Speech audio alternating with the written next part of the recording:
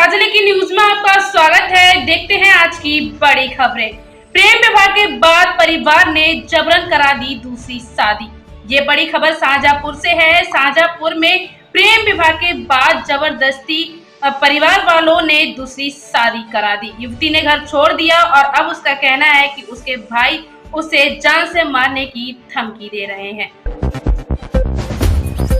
धीरेन्द्र शास्त्री के बाद रामदेव पर भड़के मौलाना शहाबुद्दीन। ये बड़ी खबर बरेली से है। बरेली में बागेश्वर धाम के धीरेन्द्र शास्त्री के बाद मौलाना शहाबुद्दीन रजवी ने बाबा रामदेव के बयान पर तीखी प्रतिक्रिया दी है।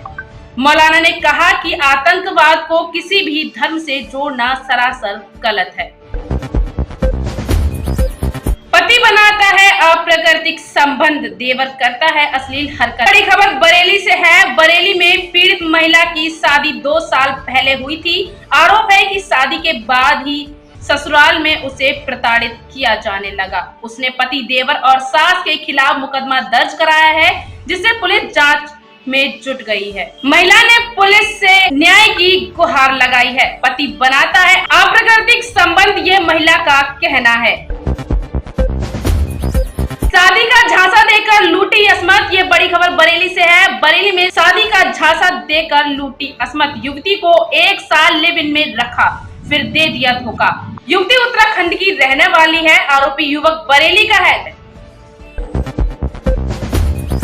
चौपुला के पास ट्रेन की चपेट में आने से घायल हुई लड़की। जी हां, चौपुला के पास ट्रेन की चपेट में आने से लड़की घायल हो गई। ये बड़ी खबर बरेली से है। बरेली में चौपुला के पास ट्रेन की चपेट में आने से लड़की घायल हो गई और उसकी हालत अभी गंभीर बनी हुई है।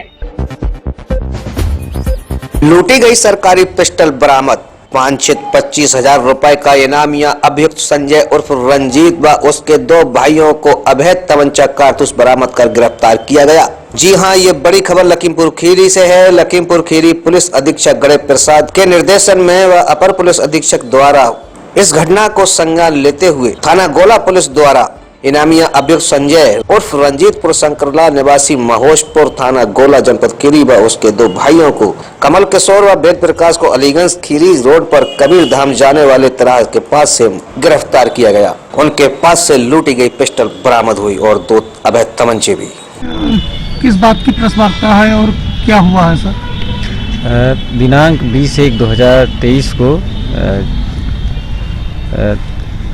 ग्राम 86 में दरोगा जी के साथ जो पिस्टल छीनी गई थी और मारपीट की घटना कारित हुई थी। इस संबंध में थाना गोला पर 24 बटा मुकदमा अपराध संख्या 24/2023 धारा 147, 332, 353, 323, 504, 506, 392 IPC में पंजीकृत किया गया तथा 7 CLA एक्ट भी उस पर लगाया गया था। इस संबंध में हमारी कई टीमें लगी हुई थी। आज दोपहर सूचना मिली कि अपराधी जो है भागने के फिराक में है, तो कबीर धाम जाने वाले तिराहे पे रास्ते पे ही वहाँ पे हमारी टीम लगी हुई थी और यहाँ पे 3 अभियुक्त को गिरफ्तार किया गया, जिसमें संजय उर्फ रंजीत पुत्र शंकरलाल निवासी महेशपुर, जिसके पास से 1 अदद तमंचा 315 बोर और 1 जिंदा कारतूस तथा 1 मिस कारतूस बरामद हुआ। और इसके निशानदेही पे जो पिस्टल लूटी गई थी ग्राम हिंडोलना से इनके रिश्तेदार के यहाँ से बरामद की गई है तथा इनके साथ कौशल पुत्र उर्फ कमल किशोर पुत्र शंकरलाल निवासी महेशपुर थाना गोला, वेद प्रकाश पुत्र शंकरलाल निवासी महेशपुर थाना गोला, तीनों को गिरफ्तार करके नियमानुसार विधिक कार्रवाई की जा रही है। Thank you. बदायूं जनपद के रसौली में MLC बागिश पाठक की तरफ से भाजपा नेता शैलेंद्र पाठक ने गरीबों को कंबल वितरित किए। इस अवसर पर मुनीष शर्मा, एडवोकेट गौरव भारद्वाज, सौरभ भारद्वाज, पंकज मिश्रा सहित भाजपा के कार्यकर्ता मौजूद रहे। रसौली से आकाशदीप की रिपोर्ट। बदायूं में युवा मंच संगठन के अध्यक्ष ध्रुव देव गुप्ता के नेतृत्व में बदायूं मंडी समिति रोड बनवाए जाने के लिए तिरंगा झंडा फहराकर सैकड़ों लोगों ने मंडी समिति तिराहे पर धरना प्रदर्शन कर राष्ट्रीय राजमार्ग विभाग PWD विभाग के हाय हाय मुर्दाबाद के नारे लगाकर विरोध प्रदर्शन किया। इस मौके पर भारतीय जनता पार्टी के कार्यकर्ता भी मौजूद रहे। आज दुनिया मतलब पूरे नगर की जो एक सबसे बड़ी समस्या है, उस समस्या के लिए युवा मंच संगठन के संस्थापक प्रिय अनुश्री ध्रुव देव जी आगे आए हैं इसके लिए मैं उनको साधुवाद देता हूँ कि आज जिस तरीके से इस समस्याओं के लिए उन्होंने तमाम सामाजिक व्यापारिक संगठनों को एक मंच पर आने का आह्वान किया है, मैं निश्चित रूप से उनका समर्थन करता हूँ। साथ ही अन्य जितने भी सामाजिक संगठन हैं उन सभी का आह्वान करता हूँ कि ये समस्या किसी एक की नहीं है, ये समस्या सभी प्रकार के वर्गों की है। इसी रोड से हमारे बच्चे, उनके अभिभावक निकलते हैं, इसी रोड से हमारा व्यापारी निकलता है, इसी रोड से हमारा किसान निकलता है, इसी रोड से हमारा बुद्धिजीवी वर्ग निकलता है। और आज जो हालत है, और मैं बड़ा अचंभित हूँ इस प्रकरण को लेके कि तमाम तरीके के विकास कार्य गिनाए गए हैं, परंतु एक ये छोटा सा टुकड़ा जिसकी वजह से शहर दो भागों में बंट चुका है। आज लोग बदायूं आने से कतरा रहे हैं, जिससे कि हमारा पूरा व्यापार चौपट होता हुआ नजर आ रहा है।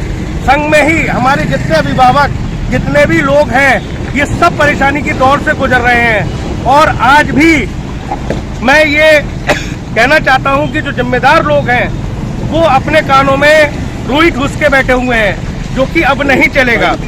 कल मैं अखबार पढ़ा था, हिंदुस्तान अखबार, पता नहीं बदायूं का सर्वे कौन से अधिकारी करते हैं कि कौन सा प्रशासन करता है, कि बदायूं का यूपी का सर्वे आया था कि यूपी में विकास कार्य में सबसे नंबर 1 का जिला बदायूं घोषित किया गया, बरेली मंडल का।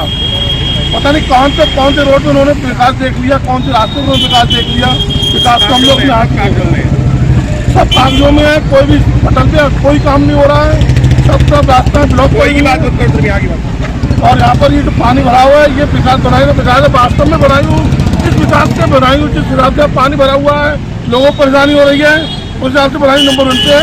इसका समर्थन मैं करता हूँ कि बदायूं और सुविधाओं के हिसाब से नंबर 1 पे है पूरे प्रदेश में। जय हिंद, जय भारत। और वास्तव में यहाँ की हालत जो है वो बहुत ही बुरी है। एक राष्ट्रीय मार्ग होने के कारण और लाखों लोगों का रोज आना जाना होने के कारण उसके बावजूद भी सड़क का वो हाल है कि आदमी ना तो पैदल, ना साइकिल पे, ना मोटरसाइकिल पे, ना कार से, ना ट्रक से निकलने में बहुत बाधा का सामना करना पड़ा। और अगर अति शीघ्र ठीक नहीं किया गया, यहाँ तक कि मरीजों का जाना भी अस्पताल में बहुत मुश्किल हो गया है। अगर अति शीघ्र से ठीक नहीं दिया तो पंजाबी समाज सेवा समिति ध्रुव देव गुप्ता के साथ ही सारी चीज़ों को बैठेगी। धन्यवाद।